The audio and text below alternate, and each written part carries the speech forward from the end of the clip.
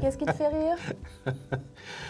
Non, je suis sur le blog d'un sexologue là, qui raconte quelques petites anecdotes. Il fait des petits blogs intéressants. Ouais. Et il raconte une anecdote, c'est un jeune homme qui est vierge, hein, et puis qui se prépare à son premier rapport sexuel. Il va se marier bientôt. Et il a l'idée de regarder un film porno. Ah bon? Oui, pour se faire une idée. Et alors, il regarde ça sur son ordinateur. Et évidemment, c'est un film porno classique, c'est-à-dire, ça se passe dans un bureau, un patron, la secrétaire qui vient lui apporter les dossiers. Oups, elle fait tomber les dossiers par terre, elle se penche, et puis dans la seconde qui suit, c'est boum, boum, boum, etc. Et le petit jeune homme Benoît qui ferme son ordinateur, qui lève les yeux, qui regarde dans le vide, et puis qui chuchote « pétard ». J'y arriverai jamais. Ah bah oui, si c'est basé là-dessus. Et donc il est allé voir le sexologue. Heureusement qu'il a pu peut-être lui redire un peu la vérité. J'espère. Et le rassurer. J'espère parce que bon, évidemment, la pornographie, c'est des apparences, mais c'est pas la réalité. On sait bien que ce sont des acteurs. Hein, ce sont des acteurs, des actrices, donc c'est comme dans un film qu'on tourne, donc ils font semblant, hein, ils jouent pour la caméra, on sait tout ça, mais les jeunes ne le savent pas. Le film, c'est pas forcément les mêmes choses qui sont bien à la vue et en vrai. Exactement, donc ils vont prendre des positions parfois acrobatiques, etc., mais c'est pas forcément les positions les plus agréables, et puis ça va être des rythmes tonitruants, parce que le but c'est la performance, c'est d'impressionner, c'est que ça soit beau à la caméra, mais ça n'est pas la réalité. D'ailleurs, les actrices elles n'ont pas de plaisir, elles font semblant, elles simulent, hein, on oublie que c'est tout simplement des acteurs. Ouais. Et puis parfois, elles vont même avoir des blessures. Elles vont avoir des lésions. J'avais lu un reportage là-dessus d'une actrice porno qui témoignait justement que des blessures et des douleurs un peu à différents endroits qu'elle ressentait suite à ces films. Bien sûr. Donc en fait, on est dans la science-fiction sexuelle avec le porno. Exactement, ça ne reflète pas la réalité et moi ce que je trouve terrible, c'est ces jeunes qui font parfois leur éducation sexuelle avec ça. Alors sans compter qu'en plus, là on isole l'acte sexuel pur, on zappe complètement toute l'intimité globale, l'amour. L'amour qu'il doit y avoir entre les deux partenaires. Faire l'amour, c'est aimer l'autre, un acte d'amour. Exactement. Donc on est vraiment sur le plaisir sexuel et pas sur l'intimité globale en fait. La dissociation des deux. Voilà. Alors c'est vrai que j'ai aussi lu des choses là-dessus, qu'en fait dans le plaisir sexuel, contrairement à ce qu'on peut parfois penser, c'est pas la taille qui compte le plus ou une position. Eh ben, le premier organe de plaisir, c'est le cerveau. Mais oui, c'est le cerveau. On n'y pense pas, on se concentre sur quelque chose. L'aspect mécanique des choses. Voilà.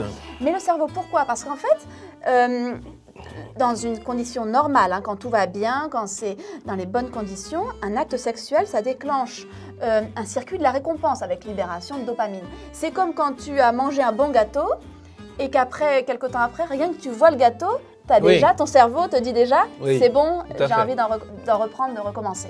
C'est pareil avec l'acte sexuel. C'est un circuit du plaisir et de la récompense. Mais ça veut dire que c'est très fort parce que quand le cerveau dit que c'est bien, il va avoir envie d'y aller. Mais à l'inverse, si par exemple, il peut aussi se bloquer lui-même. Alors, je prends un exemple. Un homme a envie d'une femme, une envie sexuelle. Mais ce n'est pas son conjoint. Le cerveau lui rappelle, attention, culpabilité, conséquences, culpabilité, c'est pas bien, tout ça. Eh bien, c'est même possible que l'homme n'arrive pas à avoir une réaction. Qu'il soit bloqué. Alors qu'il a envie, il est bloqué. Et une femme, ça va être un peu différent. Par exemple, elle peut ne pas s'abandonner, se libérer. Donc en fait, ça a plein de conséquences. Ce cerveau, il gère concrètement aussi l'aspect physique et pratique de la sexualité. Et ça, c'est aussi vrai pour, là on a parlé du porno, mais c'est vrai aussi pour les relations un peu légères sans lendemain. hein, ce fantasme des relations libres, libertines, etc. D'un soir avec des personnes différentes, des partenaires différents, des filles différentes. Je sais qu'il y en a qui fantasment un petit peu sur ça, mais en réalité, il s'agit de relations qui sont incomplètes, qui sont temporaires. Alors, donc c'est clair, il y a l'aspect purement du plaisir sexuel, il ne faut pas dire le contraire, sinon personne ne le ferait, donc c'est bien qu'il y ait un plaisir. Forcément, il y a quelque chose d'attractif. Voilà, mais comme tout, j'ai envie de dire quand même, ce que Satan propose, c'est moins bien que ce que Dieu propose. Dieu propose la beauté, le côté complet, vie et bien, global et complètement, dans toute sa largeur, et Satan propose moins bien. Absolument. Et si on ne fait pas attention, on peut croire que c'est ça qui est mieux. Oui, parce que la société, les copains, la télévision, enfin bref, tout a tendance à essayer de nous faire croire que... les apparences sont plus belles que la exactement. réalité. Eh bien, ça veut dire qu'en tant que chrétien, par exemple, il faudrait peut-être plus, soit nous en rappeler nous-mêmes, hein, le dire, nous en rappeler, ou partager avec nos enfants, nos amis, combien c'est beau la sexualité de couple. C'est pas que d'avoir une copine extérieure ou un amant, une amante qui est sympa.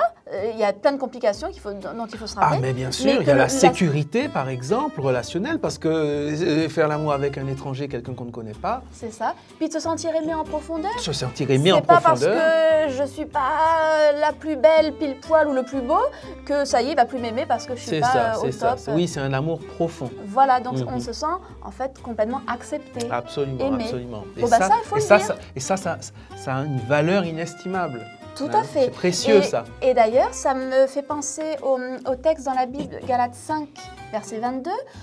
Dans le fruit de l'esprit, il y a plusieurs aspects, et notamment, il y a la maîtrise de soi.